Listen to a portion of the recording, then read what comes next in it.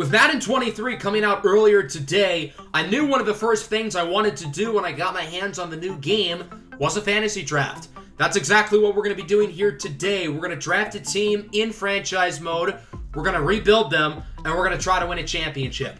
This is the first of many Madden 23 videos I have planned here on the channel. Of course, tomorrow I'm going to be kicking off the Tennessee Titans franchise, and I've got some really good stuff brewing in that series. Things that you've never seen from other content creators here on YouTube. So if you're excited for more, make sure to hit the like button and subscribe to the channel if you are new. And don't forget to hit the notification bell as well. So let's get into today's video, and here with the fantasy draft, the first order of business is that I have to choose a team. It doesn't really matter who you pick because, well, all the rosters are being reshuffled anyway, so I decided to go with the NFL's newest franchise, the Washington Commanders. Of course, they just changed their name this past season, so I figured it would be fun to use them. Riverboat Ron is currently the coach of the Commanders, but I think we can do a little bit better than that.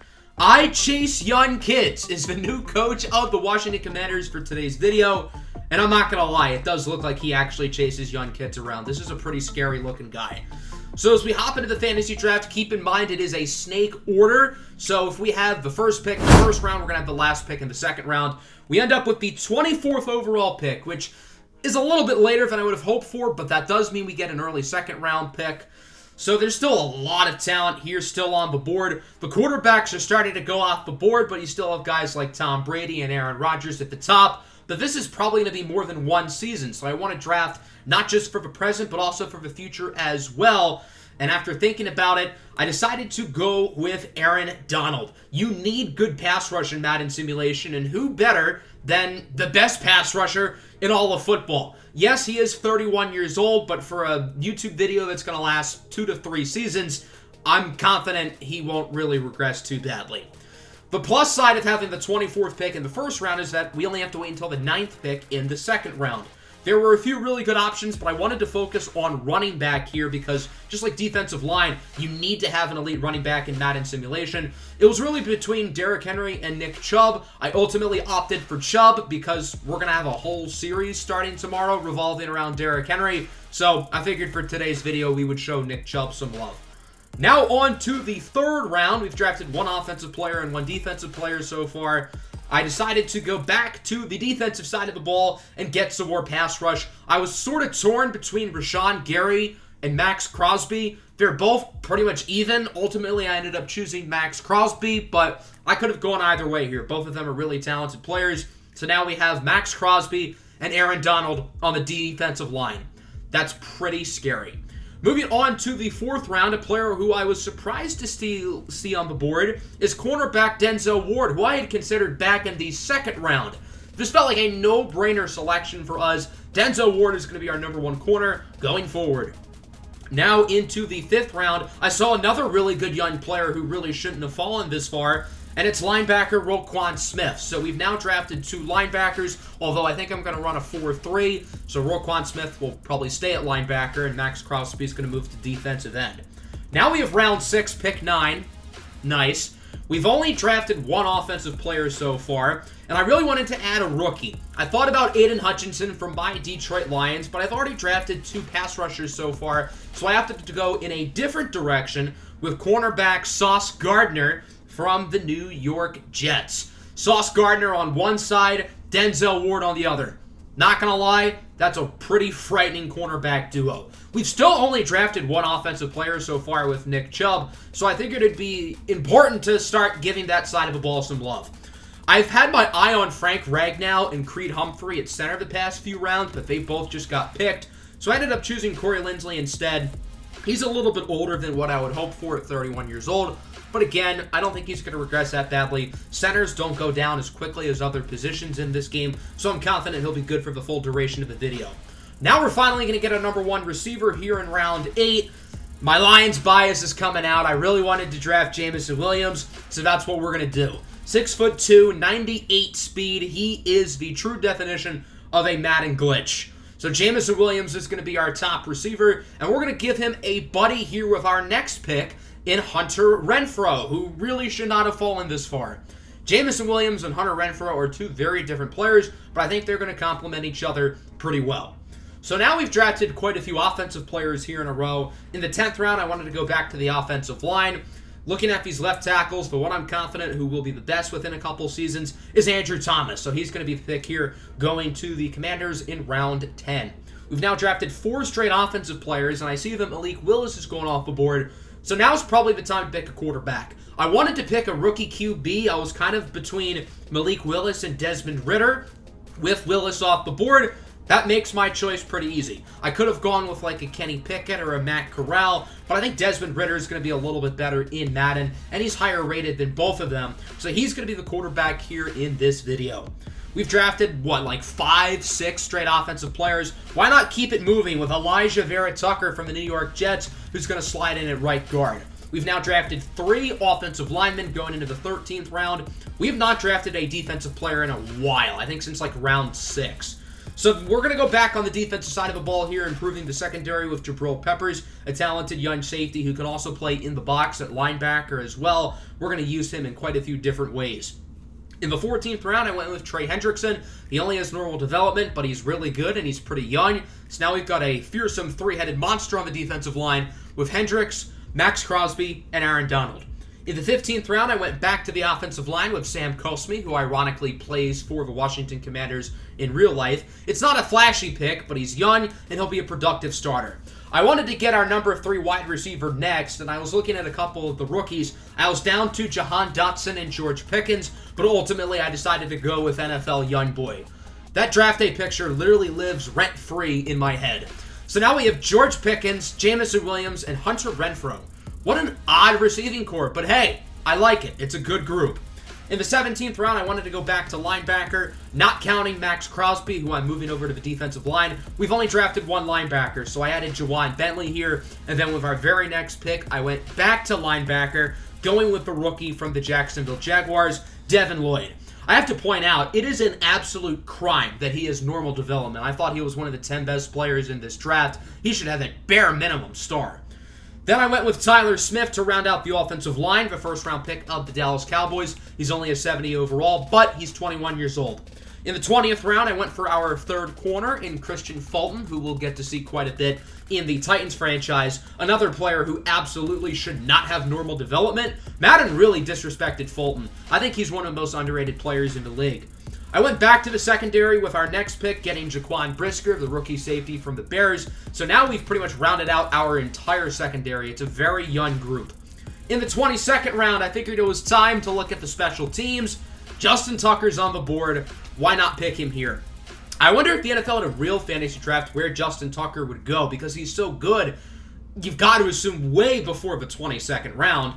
With our next pick, I went with tight end Albert Okwuegbunam from the Denver Broncos. I think I said his name right. That was a lot of practice. We haven't drafted a tight end yet, so I figured I would do that here. In the 24th round, I wanted a young defensive tackle. I went with Tommy Togiai, who's only 68 overall, but he does have pretty good run-stopping ratings. We have a bunch of really good pass rushers, so I don't need someone who's going to get 8 sacks a year. I just need someone who can clog rushing lanes.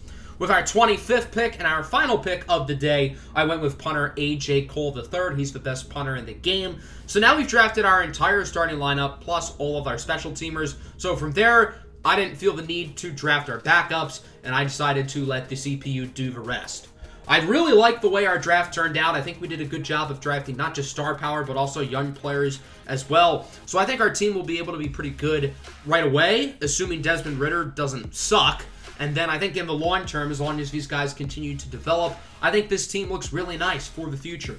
So this is what the lineup is going to look like here for season number 1. The offense led by the duo of Desmond Ridder and Nick Chubb with a really talented receiving core and a very young offensive line. I switched some positions around on defense. Max Crosby is now a defensive end. We're running a 4-3 scheme, so that way all the players who I want to start can start.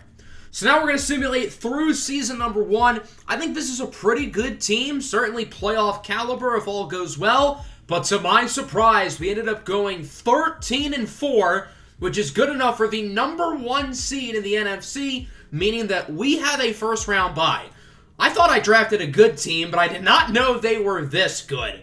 Most of our wins throughout the year were really close. A lot of the games against our division rivals were blowouts, whether it was a blowout win or a blowout loss. But most of the other games throughout the year, other than, I guess, San Francisco, were all, for the most part, within one possession. We had the 15th best offense and the #1 best defense. All things considered, I think Desmond Ridder had a pretty good season. A lot of yards, a lot of touchdowns, pretty high completion percentage, but he did throw 17 interceptions. The interception mark is a bit high, but the rest I think is good.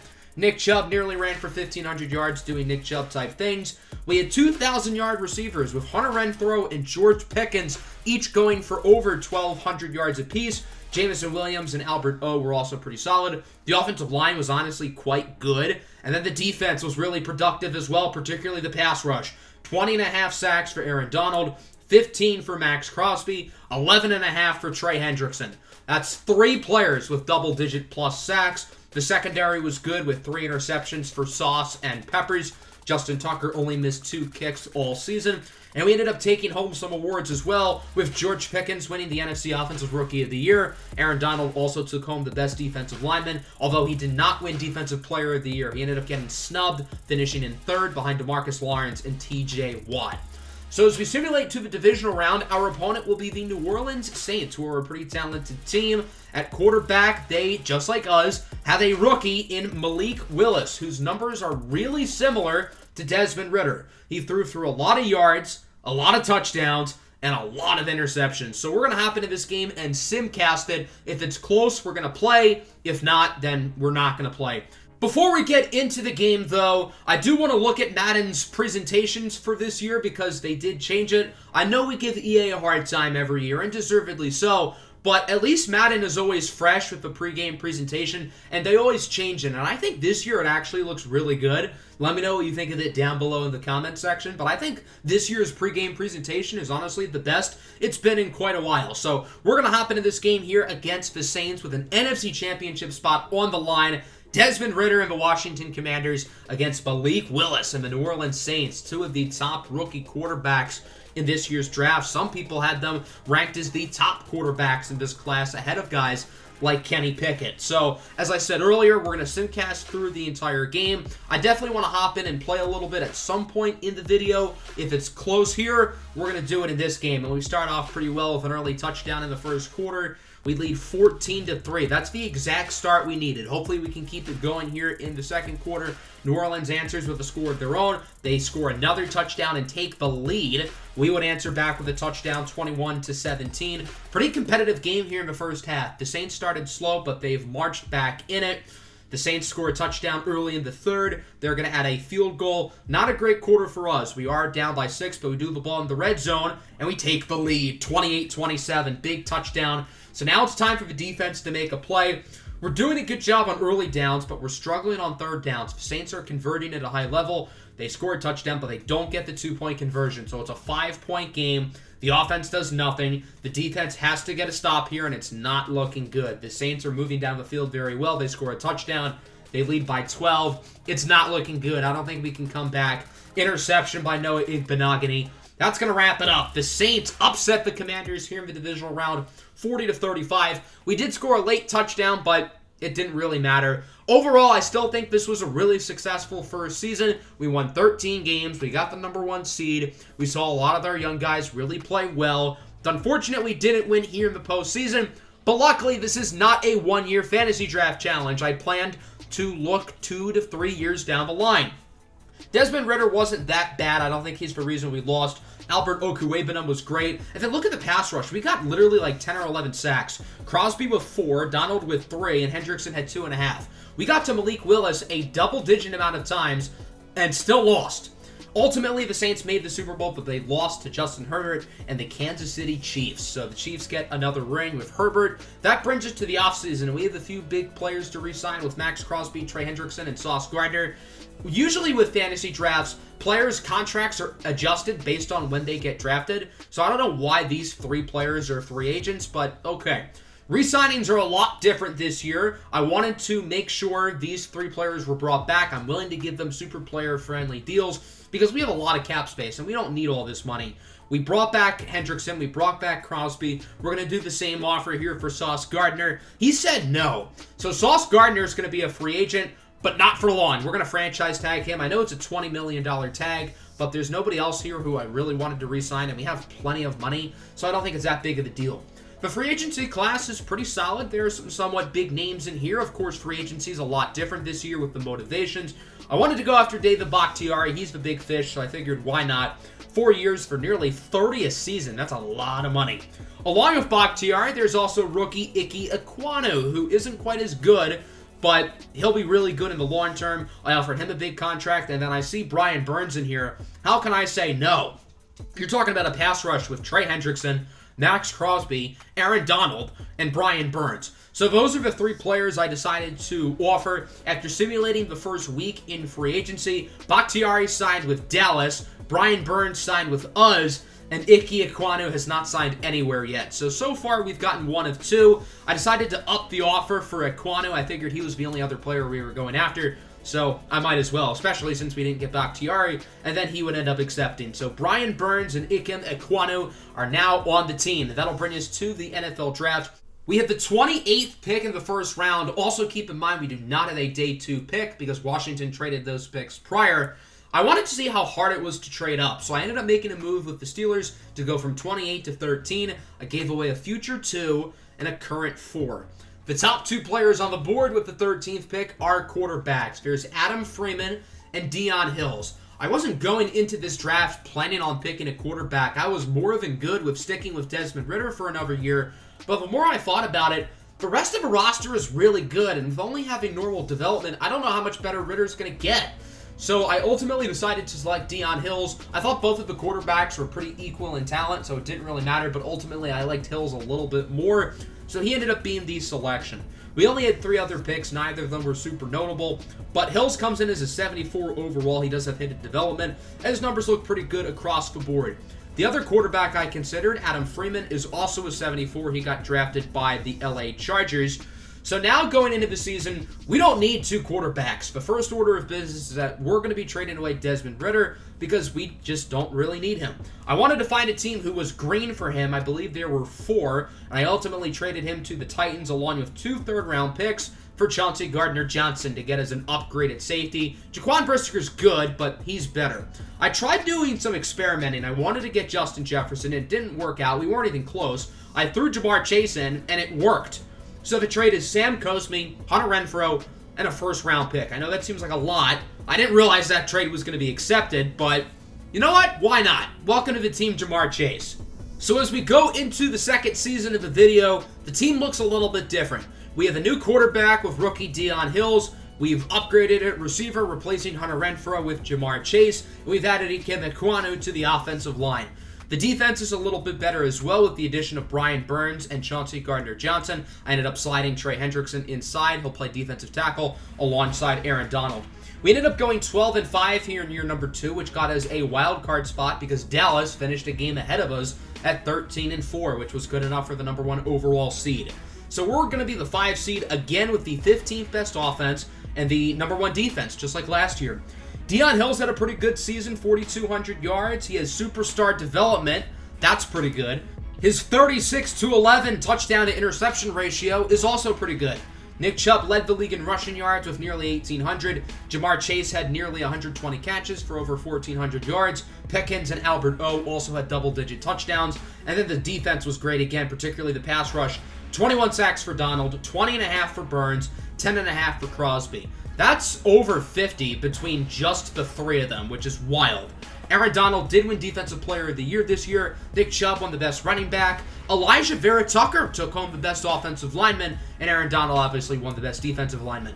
So in the wild card round, we're facing off against the Green Bay Packers at Lambeau. They are led by the dynamic duo of Josh Allen and Ezekiel Elliott. They have plenty of other talented players on both sides of a ball. So again, we're going to simcast this game. If it's close, we're going to hop in.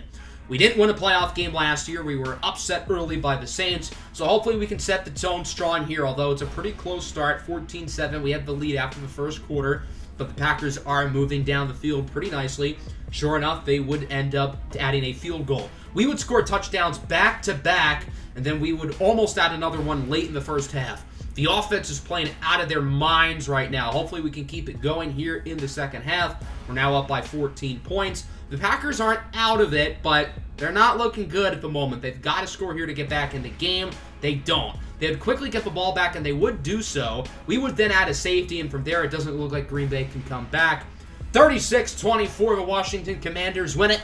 We are moving on to the divisional round of the playoffs as the Green Bay Packers have been eliminated early. A good win here for Washington after we were unable to win a playoff game last season. We kind of get revenge on the league by winning one here. Deion Hills was pretty good. Josh Allen, not so much. He threw 2 interceptions. Jameson Williams was the top receiver today with over 100 yards. And then Aaron Donald added 4 sacks, 2 for Crosby, and 2 interceptions from Denzel Ward. In the divisional round, we're playing against the number 1 seeded 13-4 Dallas Cowboys. They stole David Bakhtiari from us in the offseason. They have Russell Wilson, Mr. Cowboys Nation, let's ride, at quarterback. And they have a number of young players as well. We split with them throughout the season. We beat them in Week 10. We lost to them in Week 18. So now this is sort of the rubber match to see if we can get the win here against our rivals. We're going to view this as a chess match. So all of our players are going to get +5 play rec on the defensive side of the ball. So we've got another road game here, this time against the division rival. If we win, we're going to the NFC Championship. And we're starting off pretty solidly, 7-7 through 1, but we have the ball in the red zone, so we should take the lead, which we do. Dallas adds a field goal. Dallas would add a touchdown. They're now ahead, but not for long. Both teams would trade touchdowns, and then we get a field goal right at halftime. Very high-scoring first half. Both offenses are playing really good. In the second half, we would take a quick lead. We're looking good here, but now we're losing 27-31. We've got to do some damage here on offense in the fourth quarter, and it's not going to happen on this drive as we would have to end up punting. So Dallas has it. They would quickly punt it. We now have it back, and we're doing well on third downs. Can we take the lead? We do. Jace Sternberger, of all people, with the touchdown to put us ahead by 3.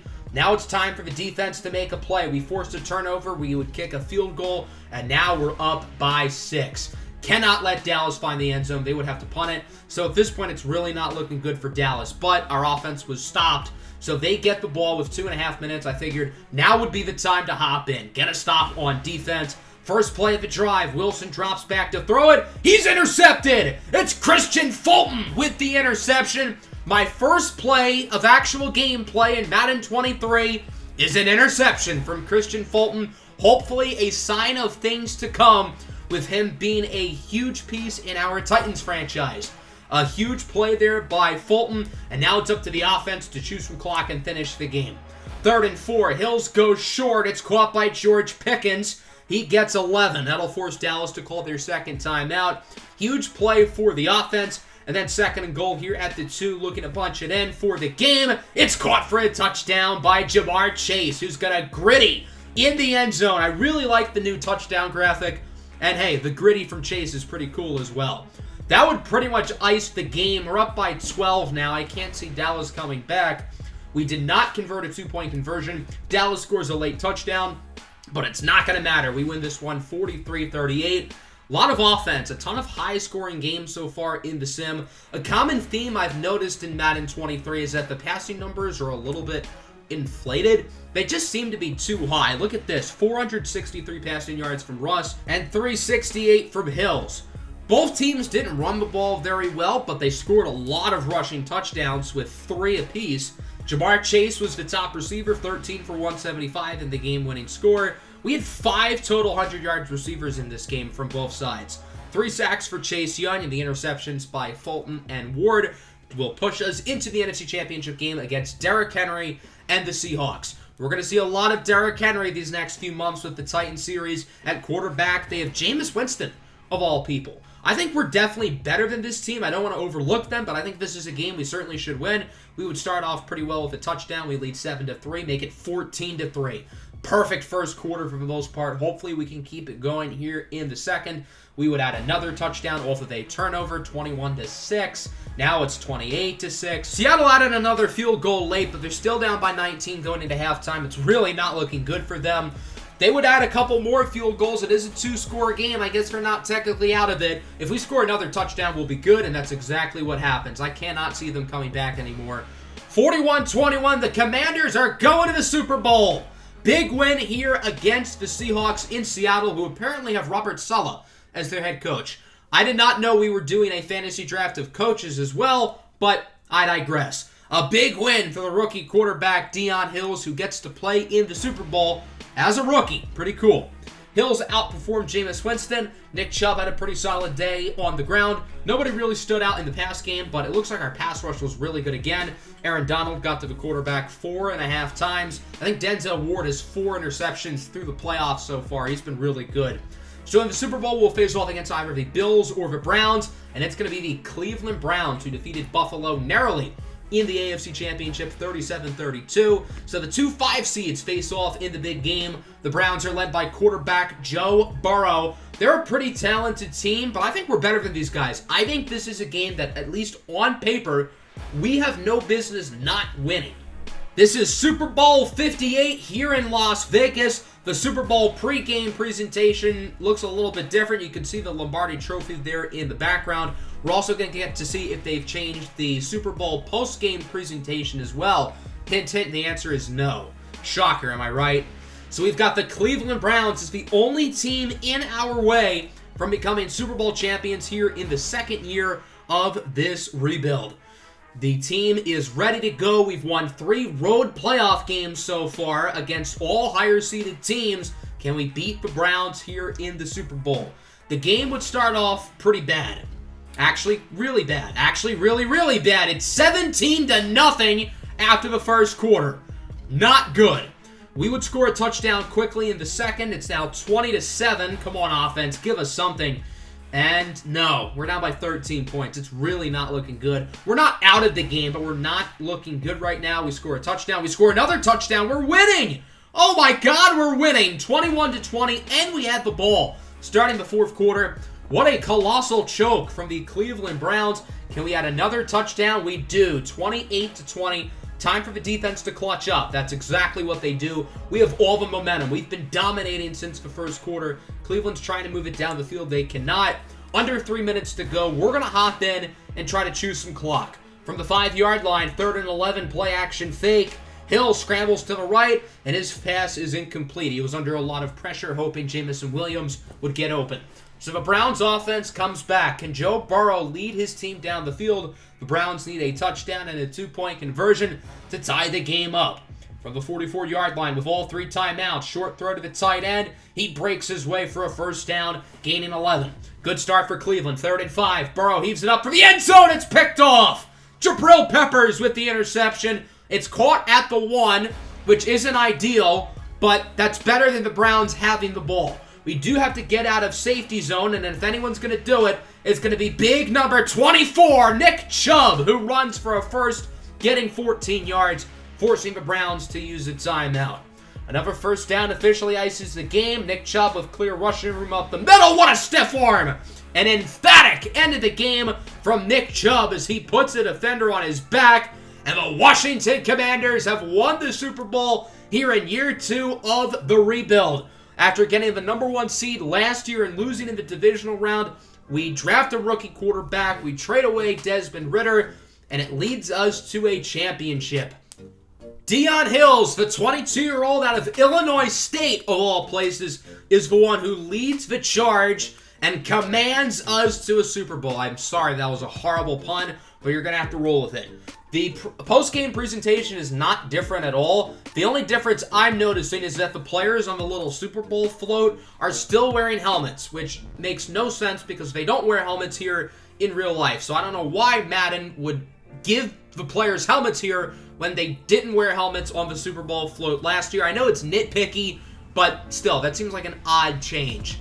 But nonetheless, we win the Super Bowl 28-20 after being down 17-0 in the first quarter. Deion Hills played a great game. He was efficient. He avoided mistakes. Nick Chubb with over 100 yards and 2 touchdowns. Jamar Chase and Deontay Johnson led their respective teams in yards. And then defensively, the pass rush was solid again. Interceptions for Gardner Johnson and the game winner by Jabril Peppers. So as we simulate the week, we can see who won Super Bowl MVP, and it goes to the quarterback, Deion Hills. I agree. I think looking at least at the box score, he is the most deserving. He played an efficient game. He avoided mistakes.